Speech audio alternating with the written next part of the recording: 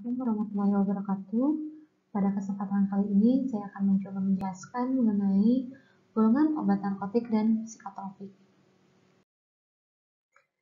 Nah, jadi ini adalah pengertian dari nafza atau disebut juga narkotik, psikotropik, dan zat adiktif lainnya. Di mana nafza ini merupakan bahan atau zat yang bila masuk ke dalam tubuh ini akan mempengaruhi tubuh, terutama susunan saraf pusat atau otak. Nah, sehingga menyebabkan gangguan fisik, psikis, dan fungsi sosial. Nah, ketika ada suatu obat yang memang dia merusak susunan saraf otak, biasanya obat tersebut digolongkan ke dalam obat yang keras. Oleh karenanya, ketika kita ingin mendapatkan narkotika, psikotropik, ataupun zat adiktif lainnya, diperlukan suatu resep dari dokter karena dia merupakan obat keras yang tidak bisa kita dapatkan dengan hanya membeli secara langsung atau dengan swamedikasi. Nah, lalu ini adalah efek yang ditimbulkan ketika meminum nafza tadi, yaitu narkotik, psikotropik, atau zat adiktif lainnya. Yang pertama, ia bisa menimbulkan ketergantungan atau disebut juga zat adiktif ya, dia menimbulkan kecanduan. Lalu yang kedua, dia dapat mengubah aktivitas otak atau disebut juga sebagai zat psikoaktif. Nah, psikoaktif ini dia bisa mengubah kesadaran dari seseorang atau bahkan emosi. Oleh karenanya, narkotik, psikotropik, dan nafza ini memang berbahaya. Dia tidak boleh digunakan sembarangan dan fenomena sekarang mungkin banyak yang memalsukan resep. Tapi ketika pasien ataupun bukan pasien ya, itu yang memerlukan narkotik, psikotropik dengan cara yang dalam tanda kutip itu curang, apotek memiliki prosedur sendiri bagaimana narkotik atau psikotropik itu diberikan kepada pasien. Jadi ketika pasien saya memiliki resep, bisa dibeli di apotek, tapi apotek tidak begitu saja memberikan obat tersebut. Ada screening-screening yang dilakukan sehingga meminimalkan adanya pengeluaran obat narkotik ataupun psikotropik yang memang bukan untuk pasien yang sebenarnya. Jadi memang dia istilahnya memanipulasi resep, tapi apotek pun sendiri memiliki SOP untuk mengatasi hal tersebut. Berikut ini adalah aturan hukum terkait narkotik, psikotropik, dan prekursor. Jadi nanti jika ingin mengetahui lebih dalam mengenai narkotik, psikotropik, ini bisa dibaca ya di aturan hukumnya, di mana untuk narkotik itu terdapat pada Undang-Undang Nomor 35 Tahun 2009. Kemudian untuk psikotropik terdapat pada Undang-Undang Nomor 5 Tahun 1997 dan tentang prekursor terdapat pada PP ya Nomor 44 Tahun 2010. Nah, di mana prekursor ini adalah suatu bahan awal untuk membuat narkotik dan psikotropik. Berikut adalah golongan nafza ya, dibedakan berdasarkan undang-undang.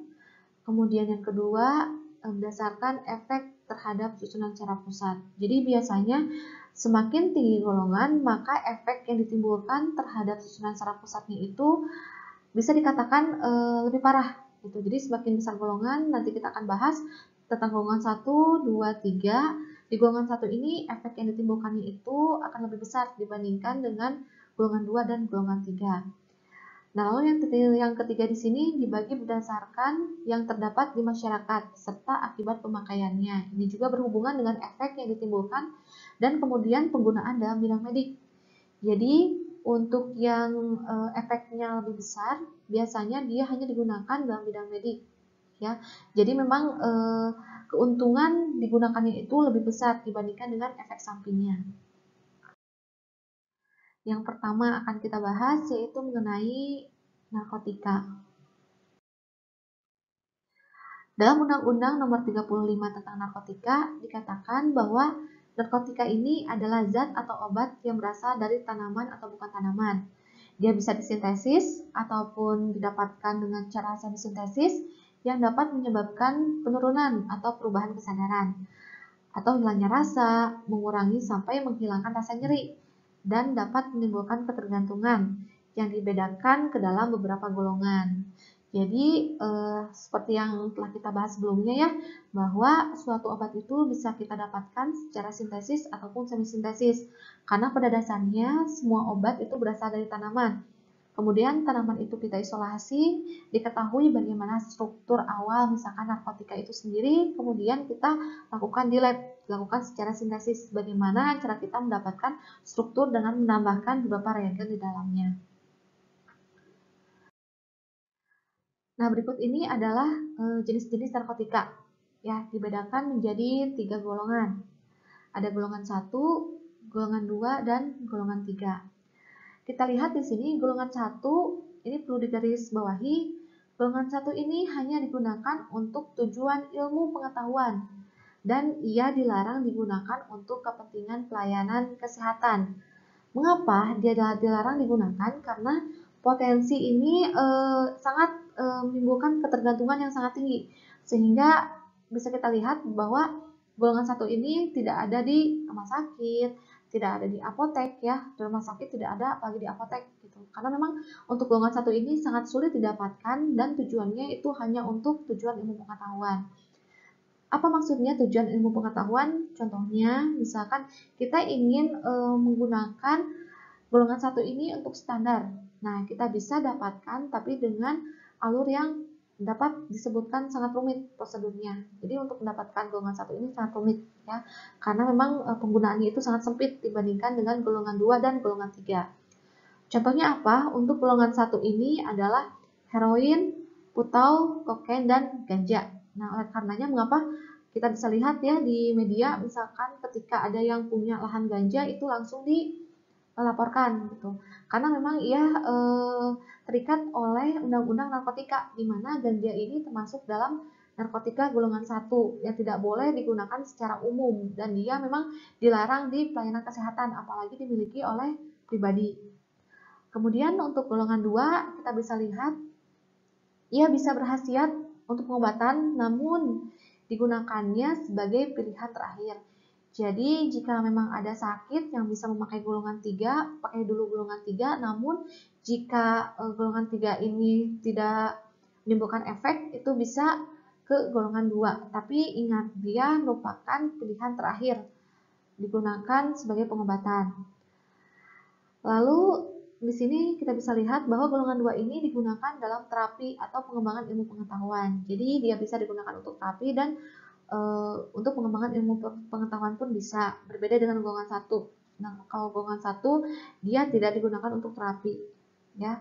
Lalu golongan 2 ini potensinya tinggi mengakibatkan ketergantungan. Contohnya adalah morfin dan petidin dan biasanya memang ini ada beberapa di apotek ataupun di rumah sakit. Tapi ingat, cara mendapatkannya itu harus dengan resep dari dokter. Tapi kelengkapan administrasi dan resep itu akan dilihat di apotek ataupun di rumah sakit apakah lengkap ataupun tidak. Jika tidak lengkap, maka pihak apotek atau rumah sakit akan mengembalikan kembali resep tersebut kepada pasien. Lanjut kepada golongan 3, di sini golongan 3 berkhasiat untuk pengobatan dan dia banyak digunakan dalam terapi atau pengembangan ilmu pengetahuan. Ia memiliki potensi yang ringan mengakibatkan ketergantungan, contohnya adalah kodein ya. Jadi memang golongan 3 ini dapat dikatakan dia lebih luas penggunaannya dibandingkan golongan 1 dan golongan 2 karena potensinya ringan mengakibatkan ketergantungan dibandingkan dengan golongan 1 dan golongan 2. Nah, ini adalah narkotika yang sering disalahgunakan di masyarakat ya. Contohnya adalah opiat yaitu morfin, heroin, petidin, candu dan lain sebagainya. Kemudian ada ganja atau kanabis ya, marijuana dan hasbis. Dan ada juga narkotika yang sering disalahgunakan yaitu serbuk dari kokain. Nah, berikut ini adalah gambar-gambar tumbuhan ya, tumbuhan untuk menghasilkan heroin atau putau. Lalu diisolasi dan didapatkan serbuk ya. Heroin, lalu ini kokain ya. Kemudian ini ada ganja ya. Mungkin kemarin kita lihat di media massa sedang ramai tentang ganja. Jadi memang ganja ini di beberapa negara ya, salah satunya di negara India, dia justru sudah melegalkan tentang ganja karena menurut penelitian ganja ini bisa mengobati untuk penyakit epilepsi. Tapi untuk di Indonesia sendiri legalitas ganja ini terbentuk dengan undang-undang yang tadi telah dijelaskan bahwa ganja ini termasuk dalam golongan 1 yang dia tidak diperbolehkan dalam pengobatan. Nah, ini adanya benturan ini sehingga kemarin sempat ramai di media massa tentang legalitas ganja sebagai pengobatan. Tapi di sini kita tekankan bahwa ganja itu termasuk dalam golongan 1 yang memang dia tidak boleh dipergunakan dalam pengobatan ya. Paling besar untuk pengobatan itu kita bisa menggunakan golongan 2, sedangkan tidak ada undang-undang. Belum ada undang-undang yang menjelaskan bahwa golongan 1 ini bisa digunakan untuk pengobatan. Ya tadi tentang narkotika, kemudian selanjutnya kita akan bahas mengenai psikotropik. Psikotropik ini terlampir dalam Undang-Undang Nomor 5 Tahun 1997, di mana dikatakan bahwa psikotropik adalah zat atau obat alamiah atau sintesis dan dia termasuk bukan narkotik. Ya, tadi sudah dijelaskan perbedaan tentang alamiah dan sintetik. Psikotropika ini berkhasiat psikoaktif melalui pengaruh selektif pada susunan saraf pusat yang menyebabkan perubahan khas pada aktivitas mental dan perilaku. Yang tadi telah dijelaskan, dia bersifat psikoaktif itu dia bisa hilang kesadaran, emosi, atau berubah perilakunya. Gitu. Jadi biasanya perubahan perilaku itu kepada hal-hal yang menyimpang. Jadi penggunaan psikotropik tanpa adanya resep dokter ini sangat dihindari. Nah, kalau tadi penjelasan mengenai narkotika itu sendiri dibagi menjadi 3 golongan, untuk psikotropik terbagi menjadi 4 golongan. Yang pertama adalah golongan 1. Ia sama ya dengan narkotika, digunakan untuk kepentingan ilmu pengetahuan dan tidak digunakan dalam terapi. Potensinya sangat kuat ya, paling kuat di antara 4 golongan narkotika ya. Potensinya paling kuat di antara 4 golongan psikotropik. Ya, kalau narkotika tadi 3 golongan.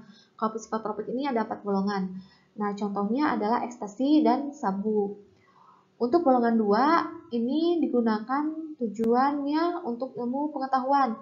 Ia berkhasiat pengobatan dan dapat digunakan dalam terapi. Sama seperti narkotika golongan 2, dia bisa digunakan untuk terapi tapi digunakan sebagai lini terakhir. Jadi misalkan psikotropika bisa menggunakan golongan 3 dan golongan 4, pakai dulu golongan 3 dan 4, apabila memang efeknya kurang, dia bisa beralih kepada golongan 2 dan atas resep dari dokter. Ya. Lalu ia memiliki potensi yang kuat mengakibatkan ketergantungan. Contohnya adalah amfetamin, metilfenidat atau Ritalin.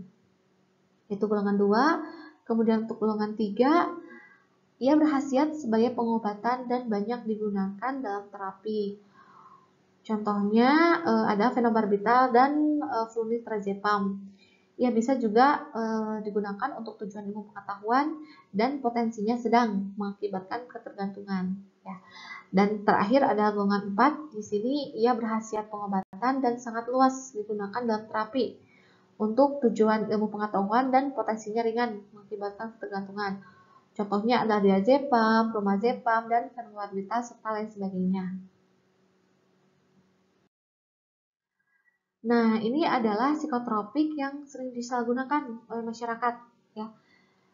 Yang pertama adalah psikostimulansi, contohnya amfetamin, ekstasi, dan sabu. Jadi psikostimulansi itu untuk menstimulasi, biasanya ketika kecapean atau lelah, itu biasanya disalahgunakan psikotropik dengan jenis amfetamin, ekstasi, dan sabu. Dan kemudian ada juga yang digunakan sebagai sedatif dan hipnotik. Jadi dia untuk relaksasi ya, untuk ketenangan, obat tenang atau obat tidur. Contohnya ada Amogadon, lalu Dumolit, Ronipol, Lesoktan, dan pil koplo. Jadi memang ini banyak sekali disalahgunakan oleh masyarakat ya. Dan kemudian ada juga halusinogen yaitu LSD dan mushroom. Nah, sebaiknya penggunaan ini banyak disalahgunakan oleh masyarakat kita hindari, karena tadi ya ketika suatu efeknya itu menimbulkan candu, maka semakin besar dosis yang kita butuhkan untuk mengobati candu tersebut. Jadi misalkan ada seseorang yang mengkonsumsi narkotik atau psikotropik pada hari pertama 1 mg.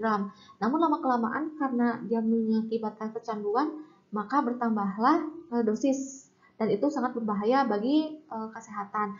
Dan ketika narkotik atau psikotropik itu tidak didapatkan oleh seseorang tersebut, otomatis dia akan mengalami kejang-kejang, karena kita ketahui bahwa narkotika dan psikotropik itu mempengaruhi susunan secara pusat ya. Jadi ketika dia tidak dimasukkan dosis yang sesuai narkotik atau psikotropik, maka akan menimbulkan refleks yang sangat keras di dalam tubuh sehingga menimbulkan kejang-kejang. Lalu yang ketiga adalah prekursor. Ya, bahan awal ya. Jadi di sini bahan pemula atau bahan kimia yang dapat digunakan dalam pembuatan narkotik. Nah, kalau tadi kita berdasarkan golongan 1 dan golongan 2, untuk jenis prekursor ini kita bedakan menjadi tabel. Ada tabel 1 dan tabel 2. Nah, berikut adalah nama-nama zat ya yang digunakan untuk bahan awal narkotik dan psikotropik di tabel 1. Tabel 1 ini kita kembali lagi kepada prinsip tadi, semakin tinggi golongan atau semakin tinggi tabel, maka biasanya semakin tinggi efek yang ditimbulkan ya. Berikut adalah tabel 1, bisa dibaca ya. Kemudian ini adalah tabel 2 ya, tabel 2 aseton, lalu ada asam N-asetil, ada diether, lalu asam hidroklorid, metil etil, dan lain sebagainya. Nah, ini mengenai zat aktif lainnya ya. Untuk zat aktif lainnya, di mana zat aktif ini adalah bahan atau zat yang berpengaruh psikoaktif selain yang disebut narkotik dan psikotropik. Jadi, suatu zat-zat yang dia menimbulkan psikoaktif yang tidak termasuk dalam narkotik dan psikotropik itu dikatakan sebagai zat adiktif. Contohnya ada yang pertama, alkohol. Di mana alkohol ini dia yang mengandung etanol, lalu etil etanol, dan dia dapat menekan susunan secara pusat. Alkohol ini merupakan bagian dari gaya hidup di negara-negara tertentu ya. Kalau di Indonesia memang alkohol ini tidak diperbolehkan, tapi kalau kita bisa melihat dari film-film atau lain sebagainya di media, justru alkohol ini merupakan suatu gaya hidup yang sudah biasa. Tapi kita kembali lagi bahwa suatu zat adiktif ini sangat tidak baik untuk tubuh, jadi kita hindari dan memang di Indonesia dilarang penggunaannya. Berikut ini adalah golongan-golongan minuman beralkohol, yaitu ada etanol 1-5%, itu bir ya. Kemudian etanol 5-20%, itu ada jenis-jenis minuman anggur, dan etanol 20-45%, yaitu contohnya adalah whisky dan vodka. Mungkin kita bertanya-tanya dan kita pernah mendengar dengan kata-kata eliksir ya. Eliksir itu adalah sediaan obat yang memang mengandung etanol di dalamnya. Tahun lalu mungkin sempat ada yang ditanyakan oleh kakak tingkatnya apakah itu diperbolehkan atau tidak. Terkait dengan diperbolehkan atau tidak, itu kita lihat dari efek yang ditimbulkan. Jika memang ketika kita minum eliksir tersebut dapat menyembuhkan penyakit, itu diperbolehkan karena istilahnya efek sampingnya itu lebih rendah dibandingkan dengan efek terapinya. Jadi kita yang mengambil memang yang efek terapinya itu lebih besar dibandingkan dengan efek sampingnya. Jadi untuk penggunaan eliksir itu diperbolehkan asalkan kita tahu bahwa hasilnya itu adalah efek terapinya itu lebih menguntungkan, yang lebih besar dibandingkan dengan efek sampingnya. Nah, kemudian ini ada penggunaan nafza dalam bidang medik. Dan terapi medik, nafza ini digunakan ketika pasien merasa lebih baik atau bila mungkin sembuh dari penyakit atau gangguannya. Jadi nafza ini boleh dipergunakan dalam terapi ya. Tadi kecuali ada golongan 1, baik itu di narkotik ataupun psikotropik, itu belum ada undang-undang yang menjelaskan bahwa golongan 1 tersebut bisa digunakan dalam terapi. Nah, untuk psikofarmaka yang tadi bisa mengubah kesadaran ataupun susunan secara pusat, ini bisa digunakan untuk penyakit antipsikotik, kemudian anti-ansietas, antidepresan, anti-insomnia, dan anti-manik. Nah, tergolong dalam psikotropika dan sebagian kecilnya tergolong dalam narkotika. Jadi memang ketika kesulitan tidur ya yang sudah parah, misalkan tidurnya tidak bisa berhari-hari, itu perlu dikonsultasikan kepada dokter. Dan biasanya memang kalau sudah berhubungan dengan susunan saraf pusat yang tidak bisa ditanggulangi dengan keadaan di sekitar ya, dengan lingkungan, itu biasanya diberikan resep yang termasuk dalam psikofarmaka. Nah, kemudian untuk narkotika yang digunakan sebagai terapi, ini biasanya morfin dan petidin ya, termasuk dalam golongan 2. Digunakan untuk mengatasi nyeri yang diderita pasien kanker stadium terminal, nyeri kepala atau nyeri lainnya yang sukar dihentikan dengan analgetik lainnya, ataupun bisa digunakan ketika nyeri akibat pembedahan. Jadi ketika kita merasakan nyeri yang kadarnya ringan ataupun sedang, itu bisa menggunakan obat-obat analgetik. Namun jika nyeri itu di kadar yang berat, ya itu kita sudah berpindah kepada analgetik narkotik, yaitu yang bisa digunakan adalah morfin dan petidin. Nah, sedangkan untuk golongan 3 ya, kodein, itu digunakan untuk terapi batuk. Ya, biasanya batuk yang terus-menerus dan itu menimbulkan rasa nyeri pada ulu hati. Lalu yang digunakan sebagai terapi untuk psikotropik secara luas ini adalah untuk mengatasi gangguan mental dan perilaku. Contohnya untuk mengatasi nyeri lambung, nyeri haid, nyeri dada, atau proses psikosomatik lainnya. Dan biasanya digunakan ini adalah golongan benzodiazepin. Jadi misalkan ketika ada nyeri lambung yang sangat perih, ataupun nyeri haid yang tidak bisa digunakan dengan obat-obat lini pertama, psikotropik ini bisa digunakan, tapi dengan resep dari dokter. Lalu untuk antipsikotik yang digunakan adalah chlorpromazine, haloperidol, trifluoperazine. Ini tidak menimbulkan ketergantungan dan sangat jarang disalahgunakan pasien ya, karena memang cara mendapatkannya pun susah ya. Jadi pasien tidak semerta-merta mendapatkan obat-obat golongan narkotik dan psikotropik. Kemudian untuk antidepresan yang digunakan adalah amitriptylin, kemudian imipramine, fluoxetine, sertralin. Untuk obat-obatan antidepresan ini, ia tidak menimbulkan ketergantungan dan sangat jarang digunakan. Tadi ya sama. Kemudian untuk golongan benzodiazepin, dia menimbulkan efek sedasi. Contoh obatnya adalah diazepam, clobazam, lorazepam, dan alprazolam. Ya, ia dapat menimbulkan efek hipnotik, ya, yang menimbulkan efek yang tidur. Contohnya adalah midazolam, triazolam, estazolam, dan ditrazepam. Dan memang golongan diazepam ini sering disalahgunakan karena termasuk golongan yang memang ada di rumah sakit ataupun apotek. Tapi ingat, rumah sakit dan apotek juga ketika mengeluarkan obat-obat golongan narkotika dan psikotropik, dia melihat dari resep yang dibawa pasien lalu dilakukan screening, ya, dilihat dari administrasinya, lalu dari tulisannya. Jadi memang ketika obat masuk, apalagi obat narkotik atau psikotropik yang dilihat di apotek ya, lalu melihat ada keganjalan, biasanya itu tidak diberikan. Dan atau kita juga apoteker memiliki grup ya, ketika memang itu dirasa itu adalah tidak masuk di akal resepnya, biasanya kita menanyakan kepada teman sejawat lainnya apakah memang ini resep asli atau bukan, lalu kita bisa dilakukan diskusi untuk mengambil benang merah apakah itu resep sesuai dengan administrasi atau tidak, atau bahkan kita bisa menghubungi dokternya secara langsung. Ya, dokter praktek di mana, lalu kita hubungi tempat praktek dokter tersebut apakah memang dokter tersebut memberikan resep, karena memang untuk pengeluaran obat narkotika dan psikotropika itu sendiri sangat prosedurnya sangat ketat ya, jadi tidak semerta-merta diberikan secara langsung. Lalu untuk golongan barbiturat, contohnya adalah fenobarbital. Ini digunakan untuk menginduksi tidur yang bersifat long acting, jadi dia memang panjang ya fasenya, dan ini juga dapat disalahgunakan. Kemudian ini metilpenidat, yaitu Ritalin ya, dia merupakan derivat dari amfetamin. Dia digunakan sebagai stimulansi pada susunan saraf pusat. Obat ini digunakan sebagai obat pilihan bagi anak dengan gangguan pemusatan perhatian dan hiperaktif. Jadi memang anak-anak hiperaktif ini perlu diberikan obat ya.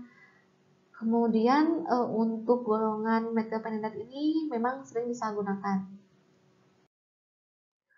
Nah, berikut ya yang dapat saya sampaikan.